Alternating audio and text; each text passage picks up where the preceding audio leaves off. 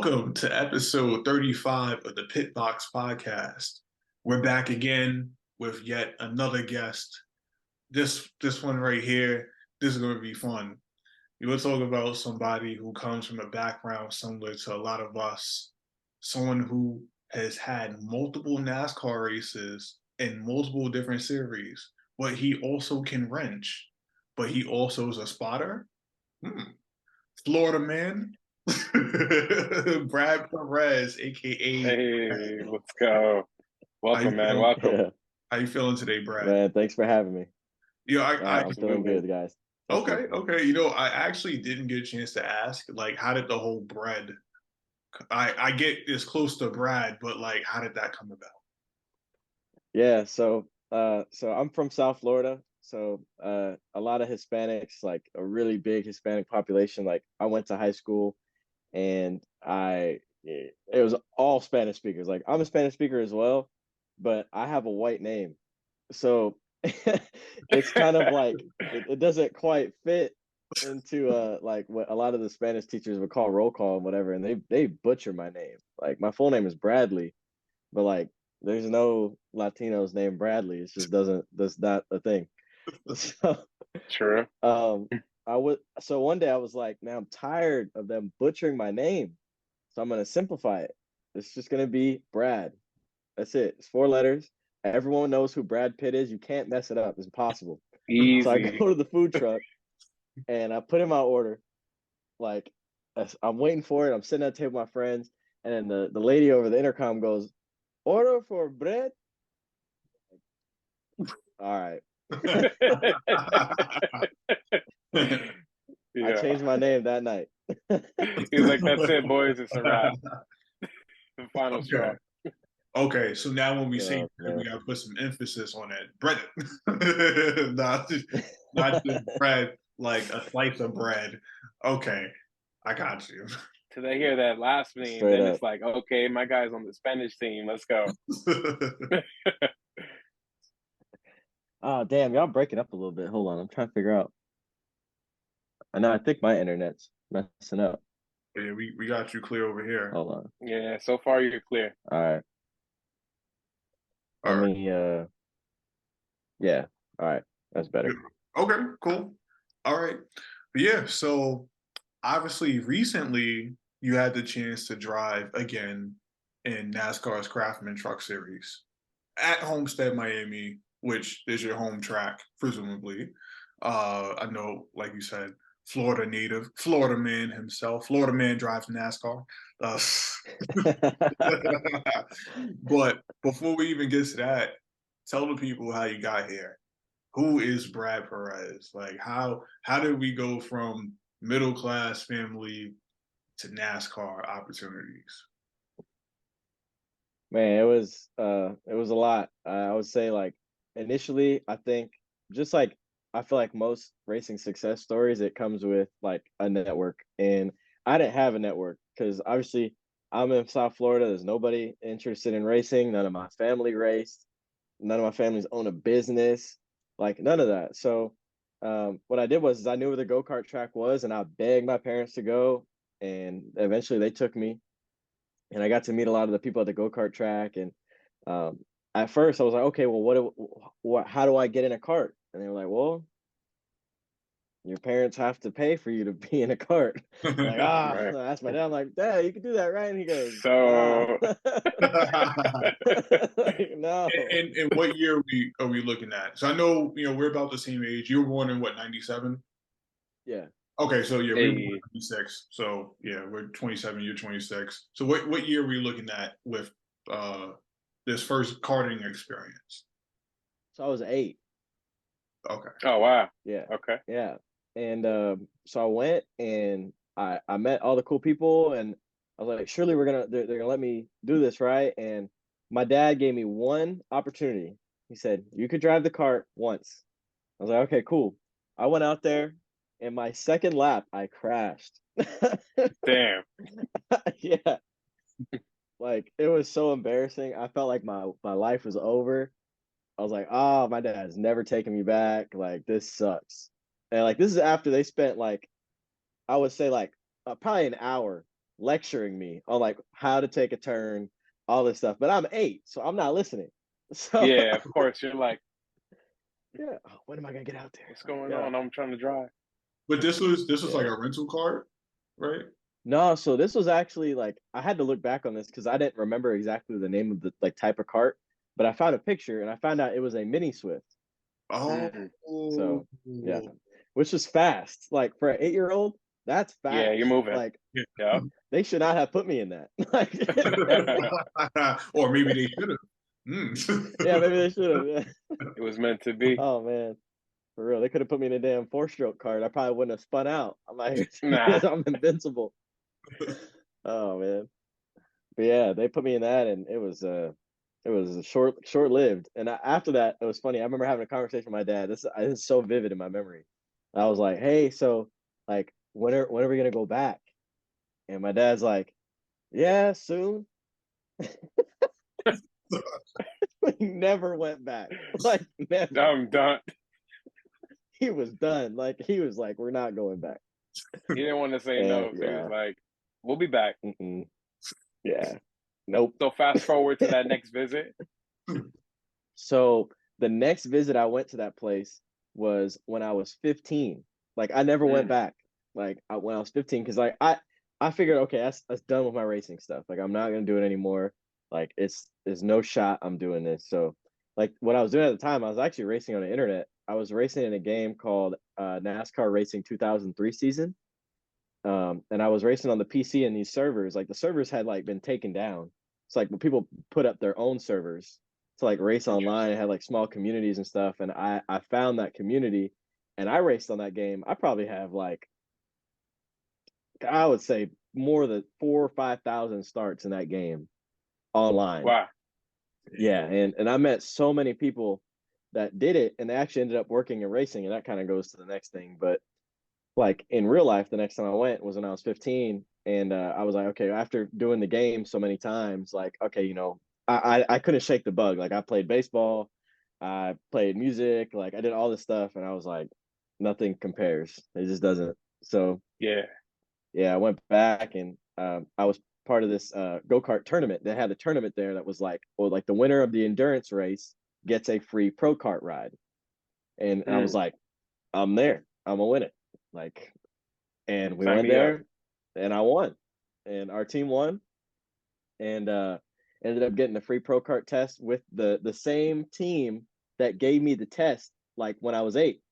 So it's funny, it was the same team and everything. Damn, that's wild. Yeah. And But did they the remember owner you? remembered me. Yeah, the Oh, owner I was remembered me. literally gonna say Yeah. that. That's Because he was like, crazy. "Oh, you were the kid that crashed the first time we went out and everything." You're like, yeah, TBT. Now you see me. Yeah. Yeah, and I was like, I wanted to come back. Like I didn't do that on purpose. Like Yeah. yeah, yeah. Now I look back on it, we probably never went back because my dad had to pay to fix that cart. I think Oh about it now. I'm snap. like, oh, that's probably why we never Okay. came back. That's Yeah, it probably why was he tough. also He was was like, giving. maybe not. We're gonna wait till he gets some age on him. Yeah, so he could pay for his piggy bank Yeah, money, yeah, huh? Like, exactly. yeah. So yeah, like I went there and we won it, and I did the test, and like the owner, I was really he was impressed. Like he was like, oh, I didn't think you're gonna be that good. I was like, I don't know. Like you tell me, man. You've been here for longer than I have. And he's like, you've never driven anything? And I'm like, on the video game. Like, I don't know. Right, It's the true. most I got. And ended up that he gave me a quote for a season. And he was like, look, you don't have to pay for the season. Just pay per race and figure out what you can do, what you can't do. You don't have to commit to anything. It was really cheap. It was like, I could say this now because it was like so many years ago, like inflation, whatever. It was $300 a race. He offered me $300 a race to do it. Wow. And I was like, I'm like, yo, I'm in college. All I had to do was pay for books because I was living at home. So all I had to do was pay for books, my phone bill, my insurance. I didn't have to pay for a car payment because I got one out of the junkyard. So Nice. I was like, I could pay for this. Easy. Let's go. Yeah, easy. I was working at Yogurtland. I was like, bro, that's like half. That's not even half my check. Like, we can do this. True. So I was like, okay, so let's do it. And we ran a couple races, and the first season I did, we finished second in points. I won my first race, and I was like, man, I'm good. Like, what's next? Like, I'm so excited. And then I learned as I was there for those weekends at the racetrack. This is the first time I ever raced anything. They were like, "Yeah, man, next step, like you're in a tag cart, and that's gonna cost you a couple bones. Like it's not cheap." I was like, Oh yeah. Here we how do go. I move up? Here we go." And I'm like, damn. Like, do I try to win a championship next year and spend the same money, or like? But like now at this point, like I'm 17, and I'm like, time's ticking. Like, there's people that are my age racing full blown stock cars or in Formula 2 or Formula 3, and I'm here still racing 206 karts, and I felt like I was behind. I was like, oh man, I gotta do something. So Feel the same way. yeah, I know Yep, you let feel them the know. same. Like I was looking at you when I said that because I know you Yeah, he have was that same like, experience. Exactly the same. Like I'm Yep, sitting at my desk and he's at the track. that's yep. Dude, mm, I'm at my shift at Yogurtland watching these customers come in. I'm like, man, they have no idea that I'm hustling to do this damn go-kart crap. I have no idea. No. So like we did that, and then it ended up that I figured out that trying to get a Miata to race spec Miata was actually going to be cheaper than if I were to run a season of X30 or like a season of mm. tag or something like that. And I'm like, okay, well, what can I buy a car for? And he's like, oh, you can buy it for like 9 grand. I was looking at racing junk. I was like, 9 grand. I'm like, well, I could barely afford a passenger vehicle. So so I was like, well, we're gonna have to like figure it out. My dad, like, obviously he wanted to support me however he could, but in the karting thing, that was my deal because Right. like I still kind of had some like beef because like he would never do the kart thing when I was 8. So like I'm like, no, I'm gonna do this on my own. Like I'm not even gonna ask. And he came to a couple of the races and he saw me doing well, so he was into it. Right. But I never, You wanted to prove something, kind of. yeah, like I could do this. Right. And I even had a couple sponsors and everything. It was great. But anyway, so I wanted to do Awesome. the kart thing or the car thing. I was like, I might need to ask my dad to see if he can help. Because I was like, look, I bought my own car at the junkyard. Like it was junk. Like I bought a street car for like nothing. It was like 3 grand. So I was like, well, this is gonna be the most expensive piece of anything I own. Like, and Right. I'm in high school at this point. Like I can't afford to buy this thing. So I'm like, Dad, look, this is my plan. This is what I want to do. This is not a hobby. I'm taking this seriously. Like I'm willing to learn. Like I already know how to wrench a little bit. Like I'm not an expert, but I know a little bit. Like if you could go half and half with me on this car, like I'll take care of it. I'll pay the entry fees, the tires, all that stuff. But obviously I don't have a truck or trailer. I'll figure it out. Or if you want to help, I don't know. It doesn't matter. I'll figure that out myself. But like, can we just get this car? And he said yes. That's the first ever Let's contribution he made. go. Yeah. Shout out Pops. Like we bought the car. We drove all the way. We're in Hollywood. So he drove all the way to like Orlando. So that's like a 4-hour drive Hmm. to get this car. Damn. We got like a U-Haul, like a little U-Haul thing, put in a U-Haul and drove back. And that was the start of the Miata racing. And it grew from like doing one race every 2 or 3 months because that's all we could afford to like my dad got so into it that he was like, yo, we got to run the national schedule. And I was like, I don't have the money for that. Like, I can't Yeah, even get like off slow down, time pop, off hold up. work for that.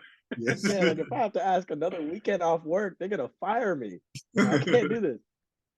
So it ended up that like my dad started picking up more. Like he was like, oh, I'm gonna buy a trailer, and like I'm selling my car. We're gonna buy a truck. I was like, oh shit! Like he was serious. He was down with you. So yeah, he did that, and I started picking up more sponsorship. I was going hard. I was making like these stupid viral videos on Twitter, like getting people to sponsor me. Like I deleted the videos because they were so Oh, cringe. I It was going was to really say I'm bad. on But Twitter now. You'll find those. Right, insert a little highlight reel.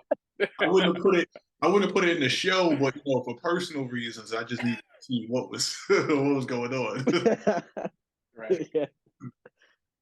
Oh man, yeah. I don't want to look at those videos again, but they're really cringe. But like it worked. Like some people actually really Hey, spent money, and like we had stickers all over the car. But they helped out, and we raced the whole 2019 U.S. Majors Tour schedule, and I finished 15th in national points. It was like out of 66. I was like, bro, I Wow. was happy because I'm like, we're not That's a strong. team. This is me, my dad, and Yeah, scraping it whoever together. else showed up to help. That Yeah. was all we had. Oh yeah. So I was proud of that. And after that, then I hit the biggest wall, which was like, all right, what is next? Like they're the highest. Everything after this is pro racing, Yeah. and I don't I don't know. I don't have the money to jump from amateur racing, which we were spending, like, full disclosure, we were spending probably, I would say, 3 grand a weekend, to like pro Wow. racing where it's like That's just some tires. 10, 15 grand. Mm. Hold on, y'all broken up here. Oh. Y'all still there? Yep. Yeah, we still here. We can hear you clear. Yep. My internet is absolutely tweaking right now. All right. Shout Yeah. out to Spectrum. They do terrible. Hey, let's not bash them because maybe they All want to right, see yeah, the next drive. Yeah, right. You y'all still still here? got me? Yeah, we got Yeah, you. we still got you, bro. All right, I guess I'll keep going because y'all are frozen on my screen. But Yeah, we got you Hit the though. beat, boop, bop. so we ended up doing the national race thing, and I was like, okay, well, the only thing to go from here really is sports car racing, like an IMSA or whatever, which I don't have any connects to, and I don't have the kind of money to do that. Or I stop and I start figuring out how to get some real money. So that's what I did. I said, you know what, I have a connect that I met racing on the internet who worked in NASCAR and for one of like the really broke teams. Like, no offense, but they were broke. Yeah. So was I. So I hit him up. I was like, hey man, like, y'all hiring? Like, he's like, yeah man, we hire right now. You could like move here right now and work. And I was like, damn, okay. So I packed my bags and I moved to North Carolina, like, straight up. Like, in 2019, I moved and I worked for this team. I worked for them for a whole freaking 2 years, Mm. and it was the trenches. I was getting paid $500 a week. It was bad, dude. I was getting paid nothing. Yeah. And we made it work, and I met the right people and ended up working up to my first ARCA race. So you're about how old right now, Brad? At this point in time that you're saying in the story. Oh, are we still Can, frozen? can yeah, we Hold might on, be frozen. internet's still tweaking. Oh, okay. Can you hear us? Nah, I can barely hear you. Hold on, I'm gonna turn my Wi-Fi off and back on. It might drop Okay. me out, but All right. I'll Gotcha. try. We'll pause for a second. I just asked you, like, how old were you when you decided to make the jump to North Carolina? Oh, so it's 2019. So I was 21 or 22. Yeah. Okay. Okay. All right. So then I guess we could just transition and continue off that. Yeah, man. All right. Absolutely. So yeah, I was in 2019, I moved to North Carolina, and after that, it was kind of just working for that team. That team was JD Motorsports. They gave me like my first opportunity. Like, they do that a lot. Like, honestly, anybody could go and work for JD Motorsports right now if you really wanted to. Like, they're very kind of like low entry. They teach you a lot. You get really hands on because there's not many employees. So you get to Mm, learn a lot about the ins and outs of like how the cars work, how a race weekend works, what's the economics of it all, because you're doing it at the cheapest possible price point as at a race team could possibly operate, which right. taught me a lot because I was like, well, that's what I need. Because like if I want to race, I got to do it at the cheapest possible price point because I don't have the kind of money. So if anything, it was a help learning how they operate, and it was a help them letting me work. So it's kind of like both ways kind of help. And Right. but that's what ended up leading to that ARC opportunity that like so I ended up leaving them and I worked for a team that was a little better funded, and I got to meet a lot of like higher up people. I got to meet the owner of Rackley Roofing, who owns the race team as well.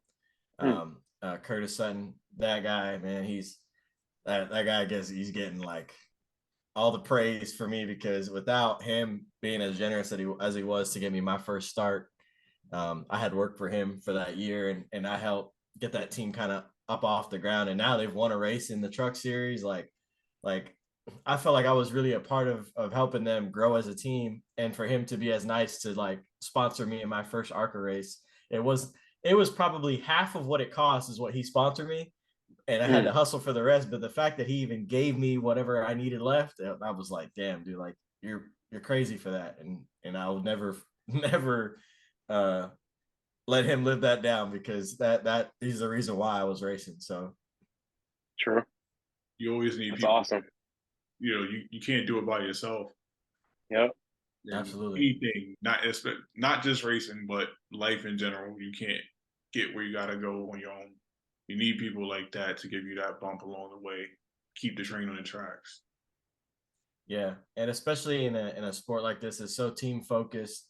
It's so like network focused. It takes everybody around you to kind of to rally around you to be able to support. And without that support, you're nothing. There's no way you can succeed in this sport without it.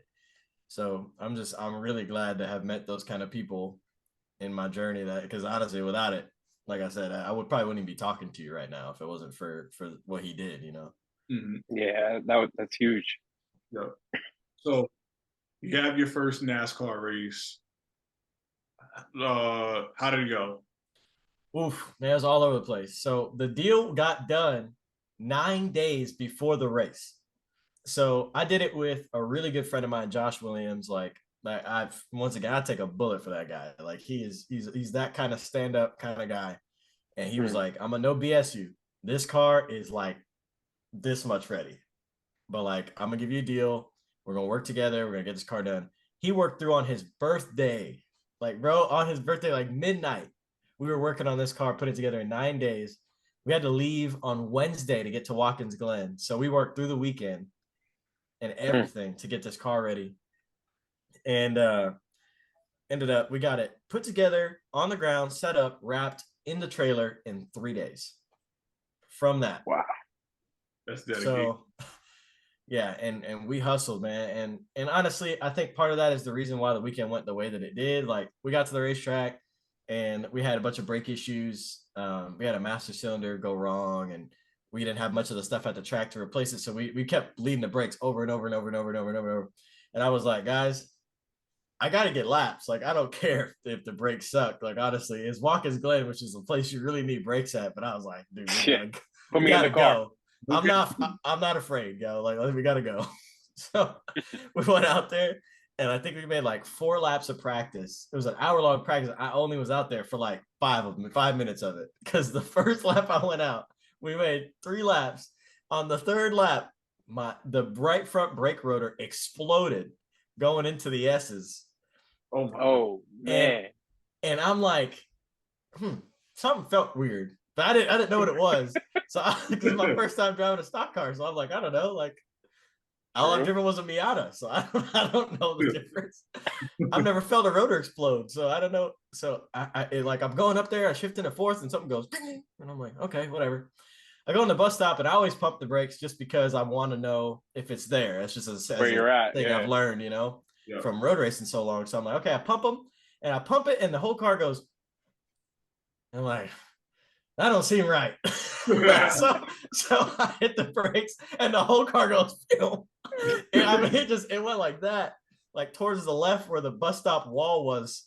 And I'm looking at the wall. I'm like, oh my God. And I kind of try to guide it over, and then I barely graze it on the left side. Ooh. And I'm like, guys, I have a tire down. Like, something's wrong. Like, I almost hit the wall and the bus stop, whatever. I went back around and I parked it. So they found the rotor exploded. So I was like, oh, I didn't know the rotor exploded. Wonder that was probably weird. And then we looked at it, was barely even a scratch on the car. I was like, oh my God.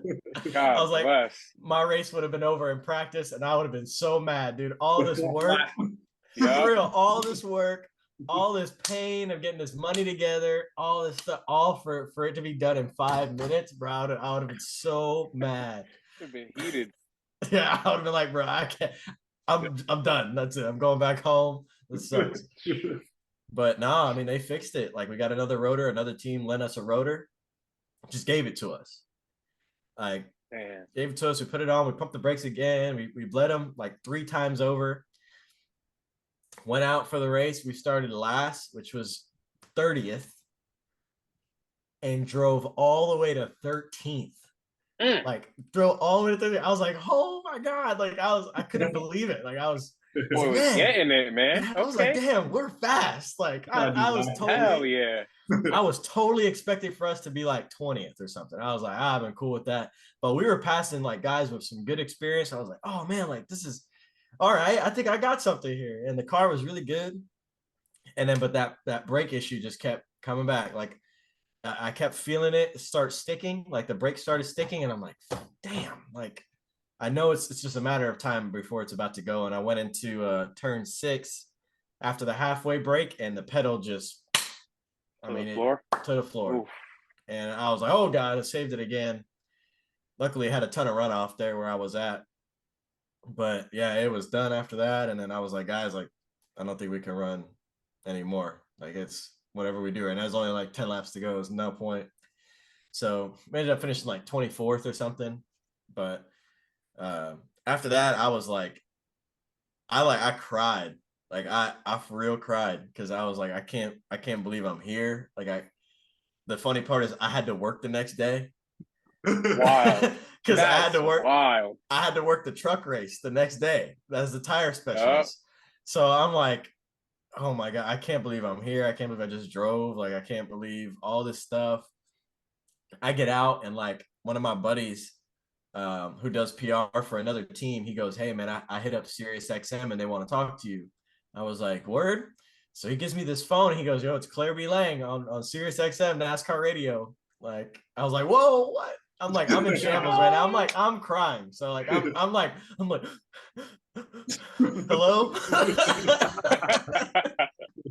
I'm like, that's awesome, man. That's real though. Yeah, man. I'm doing this interview like in tears. Like I'm the last person on pit road because everybody already left. It's like it's all just my people on pit road with me because everybody already packed up because of how long I spent on pit road, just like getting handshakes from people, like people who I worked with, my family, like other sponsors who I knew like from just working so many times. And that it felt crazy. And I will never forget that moment. That was wild. Yeah, it definitely sounds like it. That's quite a first pro level race there. Yeah, I don't think there's not much that could compare to that. That was, I mean, hell, and we didn't even do that good. Like we finished 24th. Like if you look at that on paper, you're like, all right, like, right. But to me, bro, I was like the emotions of it, all my family, the people, like, hell, man, the next day at work was like the craziest day at work because everybody was like, hey man, I saw you drive up there. No. I was like, I thought you was just a tire guy. No. I was like, he was like, man. Like I'm just a tire guy, man. Like yeah, that's it was amazing. It was cool, man. Like the people, I love the people in the garage. Like they're so nice and they get it. Like especially like when you're one of them. Like you collecting that check every single weekend, and for you to do something, for me to do something like that, I was like, it felt surreal. And just I think everyone else made it feel more real than I had made it to myself, just because I can't imagine all the people that had come up to me that I barely even talked to that was like, hey man, like I was like, yeah, I think I probably talked to you 3 times in my life. Yeah, that's great. So now that you had your first NASCAR experience, Watkins Glen, obviously you didn't get the result you were looking for, but obviously you made an impact. And you kind of kicked the door in a little bit because now you have more to your resume and people see the versatility. Oh, he's not just a mechanic, he's a driver, like you said. So what happens next?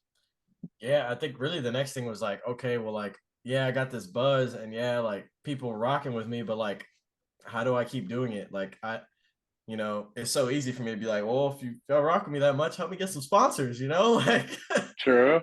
So help a boy out. Yeah. So, but it is a grind. I mean, after that, I didn't race again until the next year. Like I after that race, like I was trying to find sponsors to do more races that season, and I couldn't even come up with it. I couldn't. And like I try to not let that get discouraging, but like I ended up that off season, I was working with an ARCA team that I always work with. It was a different team, and they offered like they're one of my photographer friends that I'm friends with does pictures for them for the ARCA test, like like how do I say, like recon, like making sure like the attitude of the car looks nice on the racetrack. Like they'll give them live photos through it so they can see like like where the splitter is, all that stuff. So he hit me up and he goes, "Hey man, you want to do the ARCA test?" And I was like, "At Daytona?" He goes, "Yeah." And I'm like, "How much?" And he goes, "Nothing." I was like, "Hold on, what?" He goes, "Yeah, man, I made a deal. Don't say nothing." Don't say nothing. I mean, it's been like 5 years, bro. I can say it. But he goes, "Hey," he goes, "Don't say nothing, but it's you're doing the ARCA test but there's only one thing. You got to help put that car together." I was like, "Say less." On my way.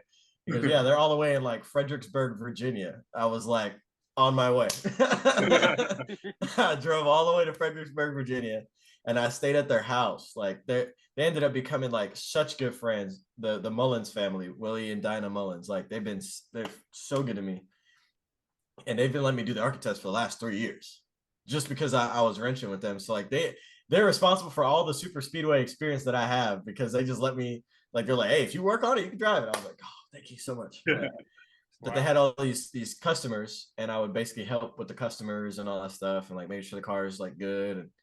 And hey, they hooked it up so good. And like that weekend is when I had the first conversation with my first big sponsor, Green Tech Energy. And I remember I was introduced to them through iRacing, which is hilarious as hell. And I had the phone call with them, my first ever phone call, on the way to the ARCA test. I drove all the way down there from Charlotte to Daytona, and I was on the phone with this man for like 2 hours. And he liked my story, and to this day, Rich Lawson, that's my guy, CEO of Green Tech Energy. Like they didn't even sponsor me that much this year, but like that's my dude. Like he hooked through and through, like one of the nicest people, like looking out for my best interest. Like he's like, "Bro, this business could go down, but I don't care. I got your back." And I was like, man. And to meet somebody like that in the corporate sector, I didn't really have that many people, corporate friends like that. So yeah, like he helped vouch for me to like when I got other sponsors, like, "Hey, like, hey man, Brad's for real." Like, because it's weird if somebody's coming up to you and you're like a big business owner and you don't know who this person is. It's good when you have that reference that's like, "Oh man, 100%. Like a CEO of another company is vouching for you." Like that gives you so much credibility. And he's been that guy for me. So he's very much responsible for like the reason why I even got my ride at Coda paid for that year. I ended up racing Sonoma also that year that I was paid for. I went to Watkins Glen that next year, that was paid for, and that was all thanks to him, like vouching for me for other people. Wow, that's huge, man. That's great. CEO of Green Tech Energy, shout out to him. Green Tech Energy, buy that solar. That's it, man. And Brad buy that solar. Word. Okay. All right. So then after the ARCA experience, well, you mentioned having a chance to drive at Coda and Sonoma. That were both of those Xfinity or? Those were truck. Okay, those are truck. Yeah. Okay. Now, did you do truck then Xfinity like most people would do? Yeah. Okay, so truck series. Craftsman Truck Series. Probably was Camping World when you first did it. Yeah. Now back to Craftsman. Yeah. So talk to us. How did you make the leap from ARCA to Truck Series? Because now when I think Truck Series, we talking now you really on the big stage. Like you're not in Cup, but you in the house. Yeah. Dude, so it's funny because like the vehicles drive the same. Like the truck and the ARCA car, similar, like super similar. Like you wouldn't even realize how similar they drove. Because like They have the Ilmore engine that like chips out at like 7,300 RPM. Like they have a ton of downforce. Like the cab of the truck creates a ton of downforce. And like the Wow. ARCA car has a big wing in the back and with a huge freaking front air dam with like a huge pan underneath. Like it creates a ton of downforce too. So like they drove pretty similar. The only difference is the people drive way harder. like the truck series people, like they will door you for 25th. They'll door you for 30th. Like they will, I mean, like everyone is racing like it is the last lap, Race every they single have. lap, Mm. like racing their ass off. And I'm like, man, that is something I've never experienced before. Like in Spec Miata, like we raced hard, but like we weren't dooring people. Like that wasn't, you don't just hit That people. was Spec different. Miata, like yeah, that's different. Like yeah, like look, welcome to NASCAR, son. straight up, Yeah. that's how he's it going. felt. Like, He's going like this. It's like wow. yeah. I remember taking the green. The first thing, this is like my introduction to real NASCAR racing. We took the green. I started like last. Like I was like, nah, started last, whatever. I'm looking at the car next to me is Jack Wood driving for GMS, and we're getting ready for the start to doing the little brake check thing. I'm like, okay, whatever. I'm doing my brake check to get my tires warm and my brakes and stuff. But I see him. The green flag comes out, and then my spotter's like green's out, and I'm like, nobody's going, so I'm just gonna roll into it smooth instead of crank on it. Jack Wood, he goes, boom, slams into the guy in front of him. Go. He slammed him. Damn. And they went. And I'm looking at this on the side. I'm like, He's like, damn. Like, that's crazy. that's wild. It was like that the whole day. I mean, they were beating the hell out of each other. Like, it was crazy. Like I said, welcome to cars. Yeah, that's exactly how it was. Yeah. Okay. I didn't think that the truck and the ARCA car would actually drive similarly, but that definitely, from a development standpoint, that makes sense because it's easier for you to make that transition from ARCA now to, as I said, now you're really in the big leagues. You know, you're on TV racing. Yeah. So, of course, I know you had a chance to do Xfinity as well. How did that come about after a few truck races?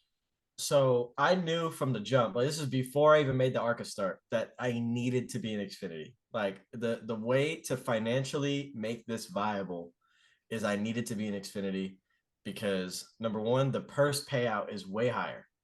So the teams can afford to give rides for cheaper and they don't take that much of a back end loss. You know, so I'm like, that's a perfect situation for somebody like me that doesn't have money because it's like now I can come at the right situation, a team that doesn't have a driver, give them 15, 20 grand and like I can be able to get in the seat. And that's something you can't do in ARCA. ARCA, you need to come up with 30 grand or more. There's no way you can get in a ride with cheaper than that unless it's falling apart, literally. So, wow. And in trucks it's a little harder too because number one, they have the steel body so that it needs more work, so it's more money, and then the purse payout is less. So it's kind of that middle ground. But Xfinity, it's like it's on NBC, like big You're on the NBC. national stage now. Yeah, Right, like the Cup Series. yeah, like you're on the same track as the Cup Series the day before. Like the cars drive similar to the Cup car, at least at the time they did. And you're racing with some of the best talent in stock car racing. Like no offense to the truck drivers, but it's like the Xfinity series is talent wise is up here. Like and I didn't realize that real difference until I raced in them because I'm like, oh my God, like these guys are good, like real good. I mean, truck guys are good, but no, Xfinity, man. I was actually going to ask that the difference between the truck and the Xfinity cars competition wise. Interesting. Yeah, so it's a pretty big difference. Oh yeah, like I would say the top 25 drivers in Xfinity are winners. Like in I'm talking in other forms of racing in a NASCAR or whatever. Like I'll give an example of somebody that I know. So Brennan Poole is the driver who I look up to.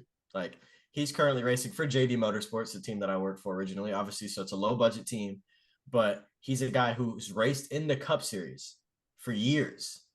He had, ran out of money, whatever that might have happened. I don't know exactly the full story, but He had like top tier rides, like racing for championships. And he's in Xfinity now, dogging it for 20th position every week. So I'm saying I got to race for 20th against a guy who has raced in the Cup Series. The bar is high. Yeah. And he's in like a really like in a car, like not in a great car. Mm-hmm. But I gotta race that guy. Yeah. And it's like, man, like that's how deep that field is. We're like in trucks, it's like the top 12 are really good, and that's about it. Everybody else is average. Gotcha. They're working their way in. Yeah, they're all pretty much rookies at that point. But man, Xfinity, man, it's just it stacks so much that it's like you get in there with the big boys and you're like, oh my lord, like we're racing over here. Like, and the cars are so hard to drive, like compared to the trucks, because they got so much power. They're spinning the wheels, fourth gear, like, you know, you're chipping out at friggin' 9,500 RPM, almost 10 grand. Like things like buzzing. Like it's fast. Like those things are so much faster than the trucks, and it's wild. All right. So now that you've done at this point in the story, now that you've done the Xfinity racing as well, not just the truck series, you're going, all right, how can I leverage this into a full season drive, of course. But then you're probably still operating with the same budget constraints. Better budget, of course, than when you started, but compared to some of the people you're racing against, you still have some constraints budget wise. So now what are you thinking, and what's your move from there? Yeah, I mean now it's like I gotta get better at a bunch of other tracks, because I think what's unique about NASCAR and compared to like other forms of racing, like if you're a sports car racer, you know, your repertoire is I'm good on road courses, I'm good in the dry, and I'm good in the rain. That's your two things. You need to be good at those things. Be good in the rain, be good in the dry, be good at road courses. You could show up if you're a good road racer. You could show up to any track, figure it out, no problem. All those same things apply.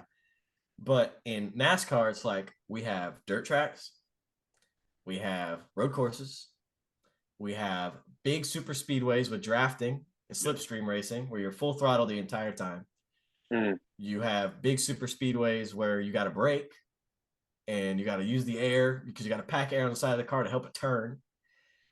And then we got short tracks where you're beating and banging, like trying to basically play chess with your car position in small bull rings. And it's like, so I got to figure out now, how am I going to get good at all of these different things?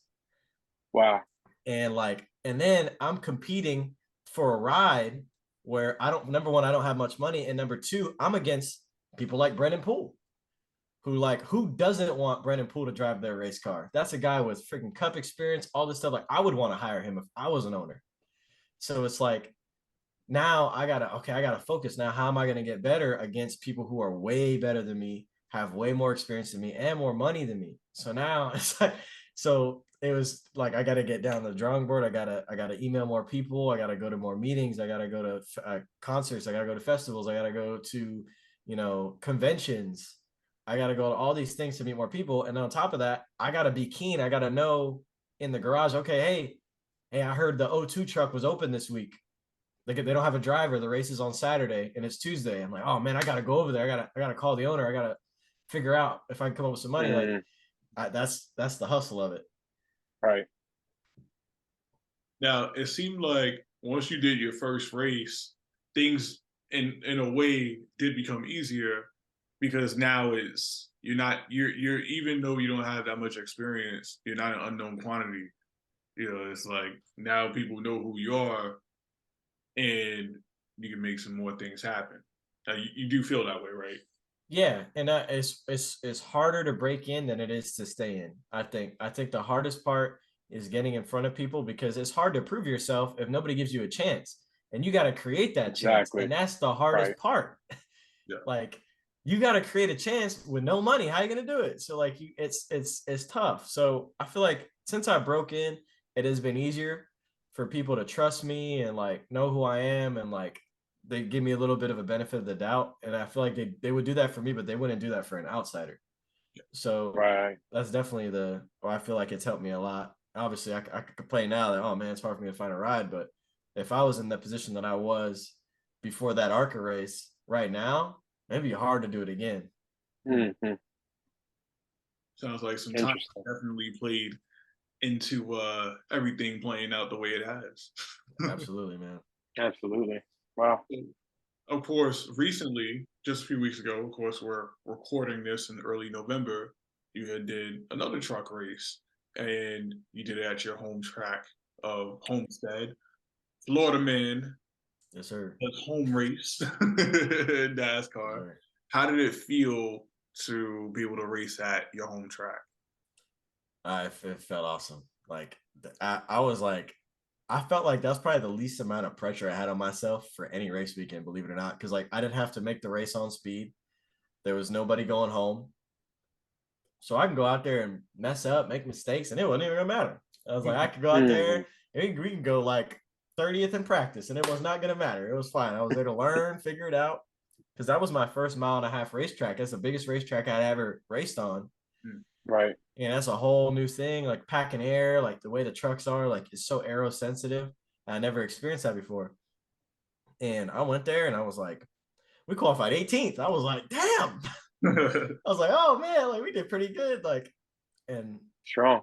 yeah, I had my whole family there, like all my friends, like from back home in high school, all this stuff, like they all came by and it was fun, like getting to see everybody. I haven't seen everybody in years because of being on the road with NASCAR and moving to Charlotte. Like I never got to say bye to all my friends. Like I just left. So it was good to see everybody.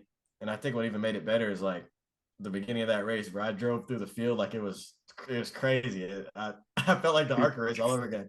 Like I passed 7 cars on the start, some trucks, and we got TV time. And I was like nuts. I've never been on TV for like a good reason. I was be on TV because I crashed or something. Yeah. Yeah, it was great, man. Yeah, we drove up to 11th. I got the sponsor some good TV time, Space Beans, Apex Coffee Roasters, and I ended up hitting the wall because we had a tire go down in the middle of the race. Ended up finishing 25th, but I was like, I don't care, man. We had a good day. Like the truck actually was in good shape. Like then the owner was chilling. He was like, man, we did pretty good. I was like, thanks. The fact that you climbed up the pack earlier, though, that definitely goes to show that if it wasn't for that tire, you would have been, you know, I think about that, man. Maybe even top 10, man. That's crazy. I go to sleep thinking about that. You trust me? Heck yeah. That's I mean, racing. it's in the cards. It's in the cards. Yeah. That's racing. But obviously that won't be your last time in NASCAR. We'll see you in more truck series and Xfinity stuff at some point in the future. Hopefully, eventually you get a full season and you don't have to just do a race once in a while. That'd be nice. Maybe the sponsors can help make that happen for you. Hey man, 1.3 million, baby. Come on, let's make it happen. Here you go. It's a team effort. Yep, you already know. Now, also, you do more driving outside of just this. Like you work with BMW as a driving instructor. Can you talk more about how this came about and then what this really entails? Yeah. So the BMW deal, actually, I got the job because of a buddy of mine who used to race in NASCAR. Hit me up and he was like, "Hey man, like, are you looking for work?" And I'm like, "I am always looking for work. Trust me, I'm working my ass off at this race shop, like terrible hours. Like we're working 12 hours a day. Like it's I'm getting paid nothing. Like I'm bumming it on my buddy's couch. Yeah, it sucks. Like, I get to work on race cars, but like it sucks." He goes, "Man, like, have you ever done driving instruction?" I'm like, "Yeah, man, like in go-karts." Like, he goes, "No, man, like it's gonna be a good opportunity. Like you should just try." And I was like, "All right, work." So he put in a word with his boss, and I put in my resume, and I drove down to South Carolina to do a little test with them. And the boss, his name is Matt Mullins. He actually really liked me. He used to race in ARCA back in the day and in trucks, so he understood kind of where I was coming from. That dynamic. And, yeah, he hired me, and the gig is fun, man, because you get to meet a lot of like business groups. Like a lot of corporate groups go in to do like events, and you're there to provide them a good time, but like you get to kind of see how they work. Like you get to learn more about how like these business groups work, And it helps me with my sponsorship pitches because then I'm like, okay, I understand. Like, there's a budget for customer satisfaction, there's a budget for client satisfaction, there's a budget for employee satisfaction that a lot of these companies use to go to BMW and have fun with M cars. Like, they pay for them to do this. Like, they fly them out. And Dang, I'm I like, actually never knew that. yeah, and then I didn't know that either. And so that's why I'm like, when I thought about that, I'm like, it ain't nothing to ask somebody for $1 million. Like, this ain't even, come on, like. When they're spending this kind of money, like, I remember we had like this corporate event. It was like the city of Baton Rouge, Louisiana, and they flew chartered from Baton Rouge, their entire council chamber of commerce, to South Carolina to do this M school, and flew them back the same day. Like, same day. I say, yeah. And I'm like, come on, man. Like, what's up? Why can't my dealership send me out to do this? What's going on over here? The best part is they can. That's you know, and it opened my eyes. That kind of stuff opened my eyes. On top of the fact that it's cool, obviously, like, my job is fun. Like, I get to drive people around and do hot laps. I get to, you know, instruct people, and they get something out of it, and they like it. But like, learning about that stuff has helped so much because now I'm like, I don't have a business degree. I don't, you know, I learned all this stuff on the fly. So that experience was huge. So you only operate out of like the experience is at like the South Carolina plant, right? So they actually have one in Thermal, California, right near Palm Springs. Yeah. So they do that, and then we do traveling shows. So like, we have an experience center in Indianapolis Motor Speedway, where we even do events there. We're there for like a month. They sent me there for like 3 weeks in the summer, man. That was brutal. Bro. I was 3 weeks after like the second week, I was tapped. I'm like, guys, I gotta go home, bro. I can't do this anymore. It's good money, I give you that. It's very good money, but I was like, bro, I gotta go home. I haven't seen my house for like a month. But that, and then obviously we do the traveling shows. So we do traveling shows in Monticello, New York. We do Coda. We've done Laguna Seca. We've done Sonoma. They go all over the country. Yeah, I'm pretty sure BMW doesn't have a limit to their tracks that they use. I know that Thermal and South Carolina are like the main two hubs. Yeah. But I'm pretty sure they travel to almost every single track in the States, except for a couple. The M track days, they limit it to like 4 tracks, but they've changed it over the years. Like, they've done VIR, but they try to keep it to 4. We did 5 last year, or 2 years ago. This year we only did 4, but I don't know why, but we'll figure that out. All right. You think that's something you'll continue to do into the future? Oh yeah, like, that's my, like, the best part about getting into the driving instruction thing is that, like, when it's all said and done, and like, I retire from racing, whenever that may be, like, I have a backup plan. Like, I know that, like, doing this, like, I could do this as much as I want, and I won't go broke doing it. So, like, it's something cool that, like, will quench the desire to drive. Like, one day I won't drive anymore. Like, I won't have no sponsors or whatever. But I know, like, I could do something, and it makes good money, and I have fun, you know. You'll still be racing, right? Oh yeah, hopefully still racing, but but at least I got something to fall back on, you know. Exactly. It's hard to instruct people because obviously you're dealing with people. Well, not everybody getting in the car has the same level of experience. There's some people who probably done track days before. There's some people where this might be the fastest car they've ever driven. Like, do you think it's hard coaching people? No, honestly, like, after doing it for a while, so I've been coaching now for 5 years. So I think the people that it's hard to work with are just the people who think they know everything. That's the hardest part. Like, just like anything, like, if you're not coachable, you're just bad to work with. Like, you know, I'm not perfect. Like, that's why when I go out on the racetrack, I'm asking my spotter, like, what am I doing wrong? Like, why am I not faster? Tell me. And like, that will help me go faster. I just hate when I go to work and people are like, yeah, I've driven this car before. Yeah, I've been on this track before. I'm like, okay, do your thing, man. Like, because I don't know about you, but I've driven this track every single day, and I still don't know how it's the fastest way around this place. I'm still figuring it out. So if you think you figured it out, right, take the radio. I'll give you the radio. Know. You can have it. Like, people are funny, man. Yeah, I'm like, bro, come on, like. Be real. I'm getting paid to help you. If you're not gonna let me help you, I'll just sit right here and say nothing. Off the top of your head, do you have any funny stories you could think of? Oh my god. Okay, so I remember this is the funniest one. So we have a skid pad, and the skid pad is like polished concrete. It's like a Costco floor. I call it a Costco floor because it literally looks just like one. And on the inside of it, because they didn't pave the whole thing, the inside of it is like a swamp because all the sprinklers they funnel down into this circle of just grassy swamp. So we do a delivery with a delivery program. Like if you buy or lease a brand new BMW, you can ask for your delivery to happen at our performance center. We give you a free experience, free, 100% free. Wow. You get to go on the racetrack. You get to do a handling session. You can do skid pad, all the stuff. Cool shit. Like it's awesome. So quick insert. That's that $2,500 M driver's pack, guys. If you go and buy a new BMW M car and you want this experience, you have to add that package, just so you know. Yeah, salesman. Right fill them in. Yeah. So, anyways, we're doing the delivery program, and this couple right here, and they're like, this is my 7th M3. I bought an M3 every single iteration of the car, and they've been to every event. They did Oktoberfest. Like they went to Germany and picked up one year. Like they did all this stuff. And I'm like, okay, that's usually somebody who knows how to drive at the very least. You don't just have this car. You don't have 7 iterations of this car. You don't know how to drive.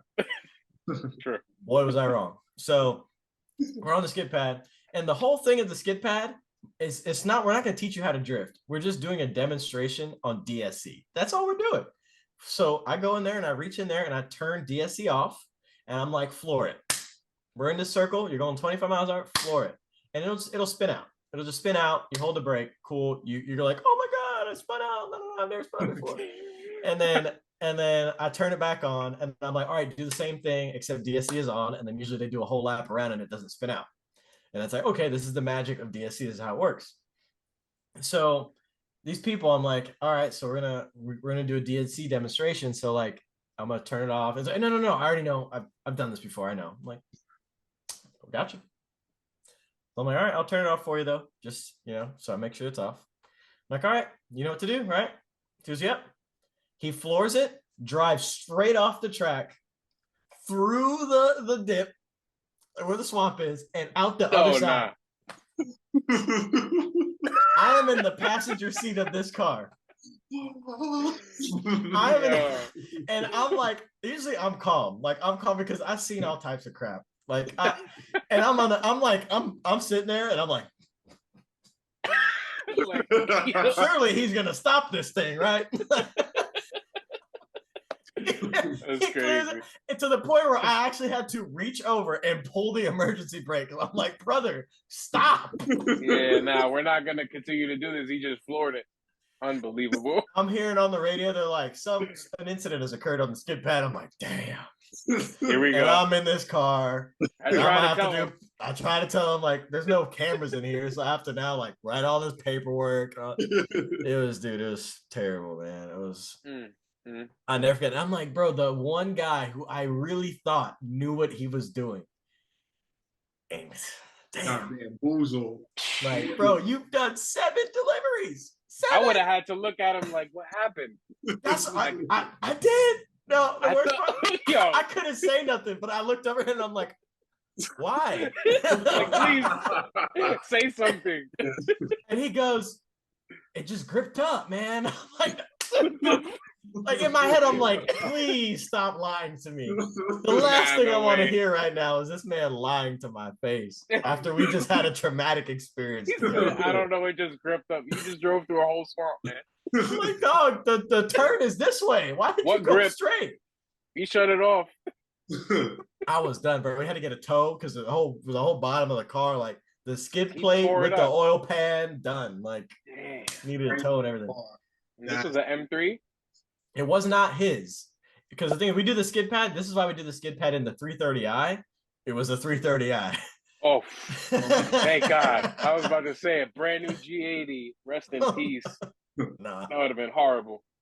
Oh, man. That's bad, bro. All right.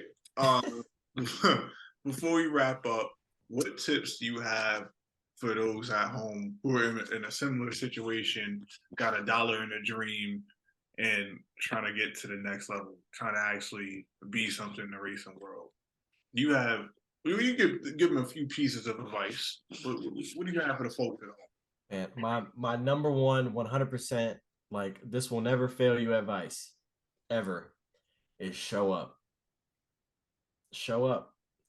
Is there a car meet near your house? Show up to that. If there's a go-kart race that's an hour away, show up. If there's a drift event, you're not even into drifting, show up, because you never know who is going to be there and who is there to give you a chance because you just decided that you wanted to show up. And you'll never know that by going on Facebook and looking up whatever. You'll never know it by tweeting somebody. You'll never know by DMing somebody on Instagram. If you show up, it creates a whole different connection, and it will unlock so many doors that literally did not exist simply because you decided to show up. That is it. And I think that's the number one biggest thing. And I think that works for like business. If you're a business person and you want to network, if you want to be a race car driver, hell, if you were playing a sport and you didn't show up to that combine, and you didn't show up to that workout, and you didn't show up to that ball game where you know this person was there and it was really important for you to meet that person because you want to be coached by that person or whatever, like showing up is so big. Like take the time. If it meant you needed to spend your own money to drive 2.5 hours to go somewhere, do it. Like, you know, I remember one time when I went to North Carolina, for the first time, I had to drive 2 hours to get to Dillon Motor Speedway to watch a Cars Tour race that I had no business being there. I didn't know anybody, but I went and I met some of the owners, and those are some people that I still know to this day because I met them that day.